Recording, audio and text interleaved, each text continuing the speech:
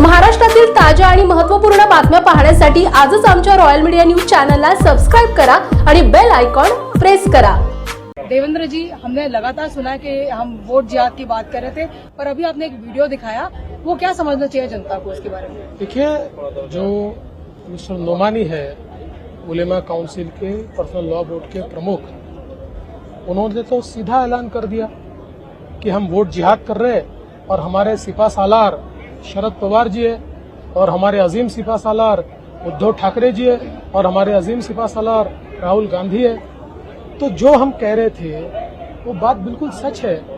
ये लोग इधर सेक्युलर बनते हैं और उधर केवल और केवल माइनॉरिटी के तुष्टीकरण का उपयोग करते हुए ये वोट लेना चाहते हैं। और 17 मांगे दी, उन 17 मांगों में कैसी मांगे है? आरएसएस को बैन कर दीजिए, मुस्लिमों को 10% रिजर्वेशन दे दीजिए, और सबसे तो खतरनाक मांग ये है कि 2012 से 2024 तक महाराष्ट्र में जो दंगे हुए, उन दंगों में जो आरोपी मुस्लिम है उनके सारे केसेस वापस ले लीजिए, और ये उनको राइटिंग में देते हैं कि आपकी मांगे मंजूर है और हम इसके ऊपर काम करेंगे। ये किस और हम जा रहे हैं लोकतंत्र में? हम तो इसका मुकाबला करेंगे और डट कर करेंगे। ये हर बार उनका निशाना प्रधानमंत्री नरेंद्र मोदी क्यों होते हैं? क्योंकि अभी भी उन्होंने कहा कि हमारा निशाना महाराष्ट्र में दिल्ली की सत्ता गिरानी है। हाँ, ये तो जो हम बात कह रहे थे कि सब लोग मिलकर केवल दिल्ली की सत्ता गिराने का ही प्रयास कर रहे हैं, आज वो भी सच उन्होंने उगल दिया। लेकिन मैं आपको ये बता देता हूँ, ये कितनी भी ताकत लगाती, न दिल्ली की सत्ता दूर होने वाली है, न महाराष्ट्र में इनको जगह मिलने वाली है। आप पूरे राज्य में घूम रहे हैं, क्या माहौल दिख रहा है? क्योंकि 2024 में भी काफी जो फॉल्स नैरेटिव हुआ था उससे काफी नुकसान हुआ था, उसकी भरपाई हो पाएगी? देखिए, फॉल्स नैरेटिव के खिलाफ पूरी ताकत हमने लगाई और नैरेटिव खत्म कर दिया।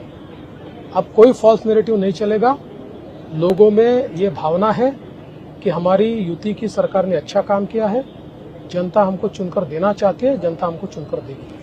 अगर हम बात करें कि विपक्ष जिस तरह का फिर भी अभी भी नैरेटिव फैलाने की कोशिश करते, कभी राहुल गांधी बात करते हैं कि रिजर्वेशन को खत्म कर देना चाहिए, कभी उनकी पार्टी 10% रिजर्वेशन की बात करती है मुस्लिम्स के लिए, कभी कहते हैं कि मराठा रिजर्वेशन नहीं दिया। क्या है इनका? What is their whole? Are you confuse that they are also confused about reservation? मैं यही कहूंगा कि भारत के इतिहास में किसी भी राष्ट्रीय पार्टी का इतना कंफ्यूज नेता मैंने देखा नहीं। He is one of the most confuse person, और इतने अंतर विरोध की बातें वो करते हैं और आजकल एक लाल संविधान लेकर घूमते हैं। ये लाल संविधान में पन्ने तो कोरे हैं। तो जिस प्रकार की नौटंकी नाटकबाजी ये लोग कर रहे हैं, ये कोई नैरेटिव नहीं सेट कर पाएंगे। इनको पता ही नहीं है महाराष्ट्र में मराठा समाज को रिजर्वेशन मैंने दिया और अभी शिंदे जी ने दिया और रिजर्वेशन चल रहा है। ये तो 40 साल इनकी सरकार थी, कई लोगों ने जान दे दी, इनकी जू तक नहीं रहेगी। इन्होंने कभी प्रयास नहीं किया रिजर्वेशन देने का।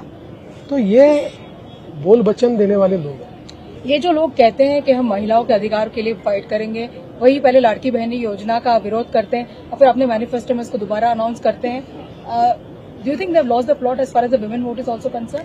100% they have lost the plot, क्योंकि जब हमने लाड़की बहन योजना लाई तो ये कहते थे कि योजना गलत है, नहीं आ सकती है, उसका विरोध किया, हम इसको खत्म कर देंगे बोला, और फिर ये भी कहा कि इसके लिए तो पैसे नहीं है, आ ही नहीं सकते, महाराष्ट्र की अर्थव्यवस्था खत्म हो जाएगी, और फिर बाद में खुद ही कहते हैं कि ये 1,500 दे रहे तो हम 3,000 देंगे।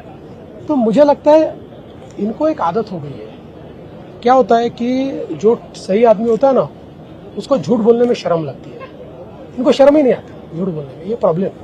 देवेंद्र जी, आप भी बहुत सारे पर्सनल अटैक्स का फेस करते हैं। अभी कन्हैया कुमार है, कांग्रेस के नेता, उन्होंने आपकी बीवी के बारे में ऑब्जेक्शनेबल टिप्पणी करी। शाइना एनसी को भी ऑब्जेक्शनेबल कमेंट किया गया। एक तरफ प्रियंका गांधी वाड्रा कहती है कि मैं लड़की हूँ, लड़ सकती हूँ, दूसरी तरफ राहुल गांधी कहते हैं मोहब्बत की दुकान। पर जिस तरह के उनके बयान उनके नेता के द्वारा आता है, दिखता है कि कहीं ना कहीं ये सारे इनके जो थॉट प्रोसेस है वो बिल्कुल जमीन पर अलग है और बातों में अलग है। इनके बयान, ये इनके हाथ में जो संविधान है वो जितना खाली है उतना ही खाली और खोखले इनके बयान है।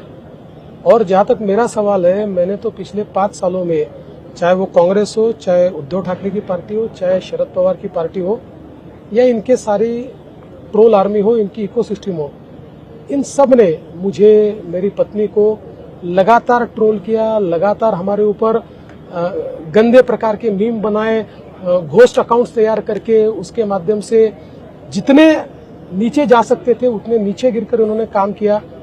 लेकिन महाराष्ट्र की जनता हमको जानती है, हमारे चरित्र को जानती है, इसलिए इनका कोई इनका हथियार चल नहीं पाया और आज भी ये लोग यही कर रहे हैं। और जैसा आपने कहा, इनके लिए अपने घर के बच्चे या अपने घर की लड़की, इतना इनका एजेंडा है। दूसरे की लड़की, दूसरी की माँ, दूसरे की बहन, इनका एजेंडा ही नहीं है। आपको नहीं लगता कि इस तरह की टिप्पणी बोलने पे कम से कम एक शरद पवार जैसे सीनियर लीडर को इनको समझाना चाहिए बाकी नेताओं को कि इस तरह की टिप्पणी नहीं करनी? देखिए, वो खुद की पार्टी में नहीं समझाते तो दूसरे की पार्टी में क्या समझाएंगे? उनकी पार्टी की तो सबसे बड़ी आर्मी है जो अत्यंत अभद्र, और मैं तो गृह मंत्री हूँ, मैं चाहूँ तो आपको लिस्ट दे दूंगा कौन से हैंडल उनके और क्या उसके ऊपर टिप्पणी आती है। लेकिन हमने ये तय कर दिया कि भाई पॉलिटिक्स में पेशेंस इज अ वर्च्यू। हम इनको जवाब अलग तरीके से देंगे, हम दे रहे हैं। आपको लगता है कि राहुल गांधी से जवाब दिला पाएंगे उद्धव ठाकरे? क्योंकि प्रधानमंत्री ने चैलेंज किया है कि आप बाला साहब ठाकरे का प्रेस करके दिखाओ, आप वीर सावरकर जी का प्रेस करके दिखाओ। आपको लगता है कि इस चैलेंज में उभर पाएंगे उद्धव ठाकरे? देखिए, इसलिए नहीं उभर पाएंगे कि कई बार ऐसा होता है कि किसी के साथ दोस्ती होती है तो उसके गुण अपने को लग जाते हैं। उद्धव जी का ऐसा ही हुआ है।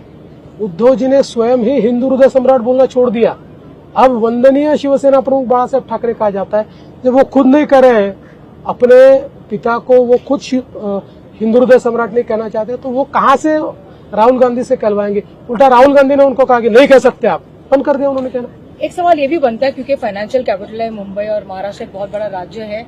जिस तरह के डेवलपमेंट प्रोजेक्ट हमने 2 साल में 2.5 साल में देखे, बहुत सारे प्रोजेक्ट जो स्टॉल हो गए थे, इंक्लूडिंग द कोस्टल रोड वगैरह, आगे भी इस ग्रोथ जर्नी रहेगी क्योंकि हम हमेशा डबल इंजन ग्रोथ की बात करते हैं। ट्रिमेंडस ग्रोथ आपको देखने को मिलेगी, ट्रिमेंडस, क्योंकि मैं ये देख पा रहा हूं कि जो अवसर महाराष्ट्र में तैयार हो गए 360 डिग्री के अवसर है।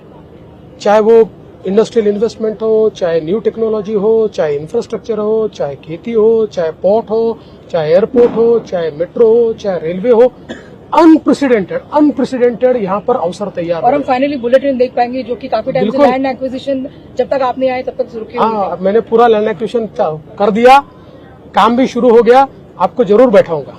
Final question to you Uddhav ji से और महाविकास आघाड़ी के जो नेता है जो इस टाइम नर्वस फील कर रहे हैं, कॉन्फिडेंट फील कर रहे हैं, आप क्या कहना चाहेंगे?